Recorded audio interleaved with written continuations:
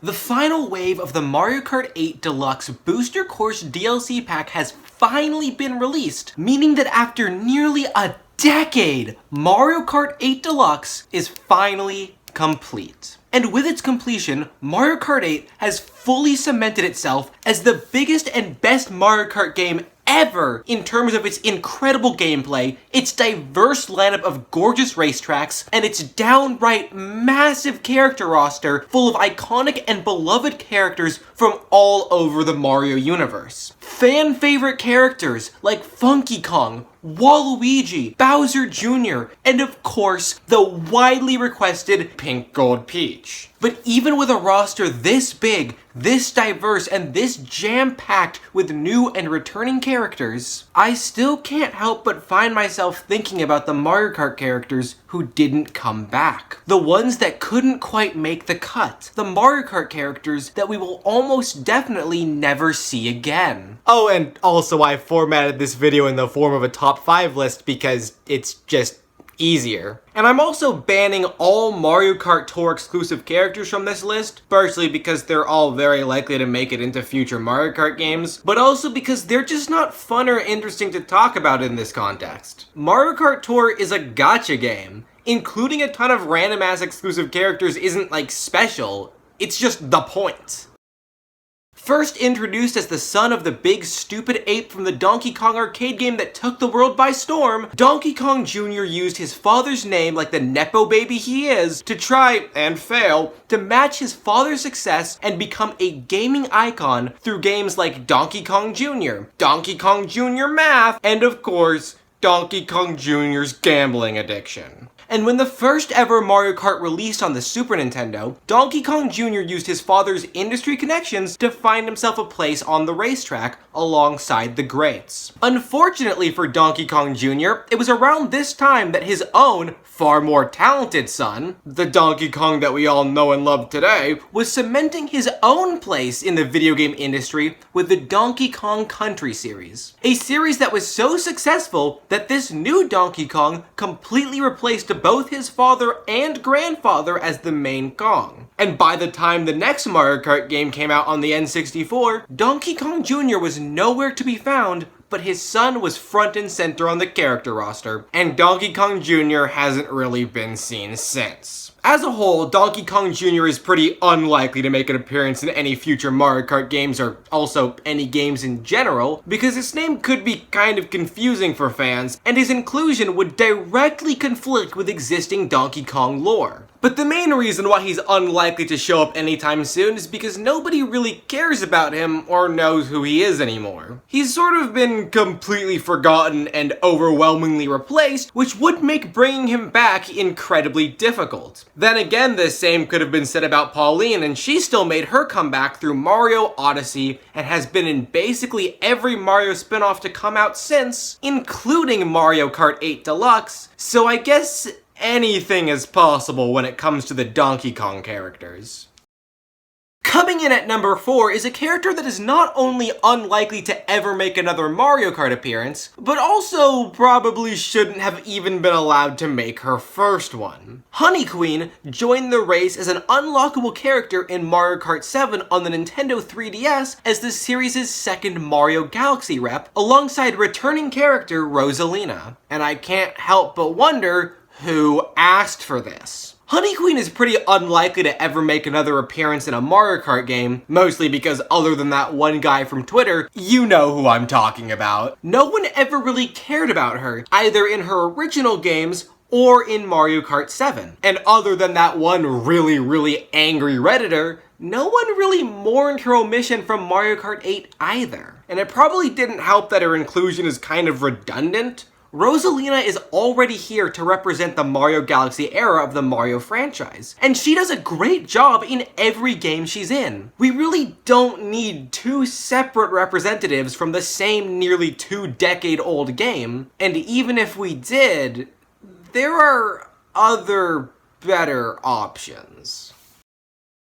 R.O.B the Robot was initially released as an add-on peripheral for the Nintendo Entertainment System, and his mere existence was integral to the console's success. That being said, he only ever worked with 2 games, and when the NES was discontinued, R.O.B was discontinued with it. He would, however, continue to make cameo appearances in all sorts of Nintendo games, and would eventually make his first ever playable appearance in 2005 when he became Mario Kart DS's 4th and final unlockable character. And this was really cool! Partially because R.O.B's design is just really sick, but also because this was the first time ever that a non-Mario character was allowed in a Mario Kart game. And of all the characters Nintendo could have picked, they chose this random retro throwback character that most of the people playing this game, myself included, would be too young to have even heard of. But they put him in the game anyway, knowing that older fans would love the callback to their childhood, and younger fans would just think that the silly robot looked cool. This, unfortunately, would be R.O.B's first and last appearance in a Mario Kart game, as he would not return in Mario Kart Wii, 7, or 8, and he is unlikely to ever make an appearance in future Mario Kart games, thanks to a little franchise called Super Smash Bros. You see,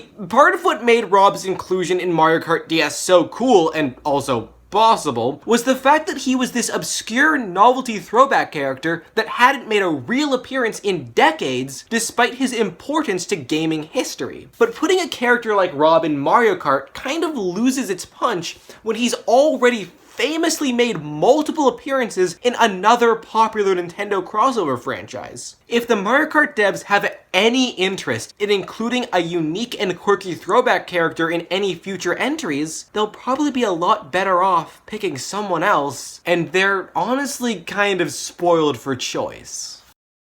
Coming in at number 2 is Pac-Man. Now, I know what you're probably thinking. Wait a damn minute, Pac-Man's never been in a Mario Kart game! And, I mean, yeah, technically you would be right if it wasn't for a little company called David's Busting. You see, while Pac-Man has never been in a mainline Mario Kart game, the silly yellow ghost gobbler did actually make a playable appearance in all 3 versions of the Namco-developed, arcade-exclusive Mario Kart GP arcade cabinets alongside characters like Miss Pac-Man and Blinky, both of whom definitely deserve to be on the list, but that would have made things a little redundant. Namco's long and well-documented relationship with Nintendo, as well as their work on the Mario Kart GP arcade games and Pac-Man's inclusion in the rosters, does mean that it's not completely impossible for Pac-Man to make an appearance in a future Mario Kart game, but Namco has historically been very stingy with their characters, only ever letting them make guest appearances in games that they actively had a hand in developing, which makes a lot of sense because, in case you didn't know, these characters are how they make their money. And unfortunately for fans of Mario Kart GP's roster, Nintendo tends to keep Mario Kart development in-house, meaning that even if they wanted to,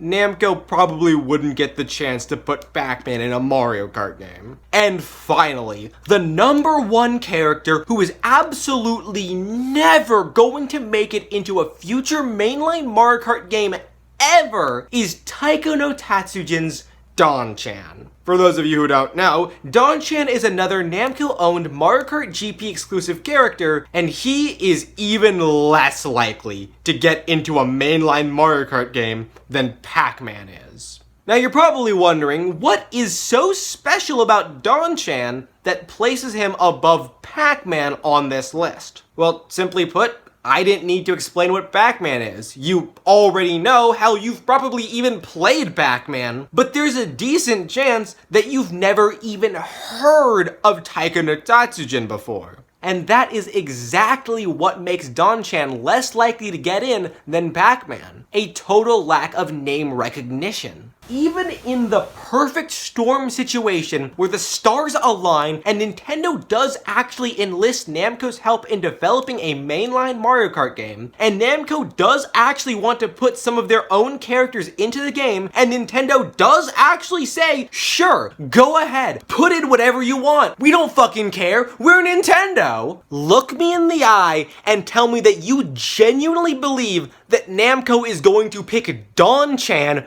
over Pac-Man, their mascot and one of the most famous, recognizable, and influential video game characters ever. When it comes down to a single character, Namco is always going to pick Pac-Man. And even in a situation where Namco is able to put multiple of their own characters into a Mario Kart game, Don-chan probably still isn't going to be anywhere near the front of the line. This man is not only less likely to get into the game than Pac-Man, but also less likely than Namco characters that have never even been in Mario Kart GP. And that really sucks for me, because ever since Nintendo announced that they were going to be including returning characters as a part of the Mario Kart 8 Deluxe DLC pack, the number one character that I wanted more than anyone else, more than Diddy Kong, more than Paratrooper, more than Wiggler, more than even Funky Kong himself,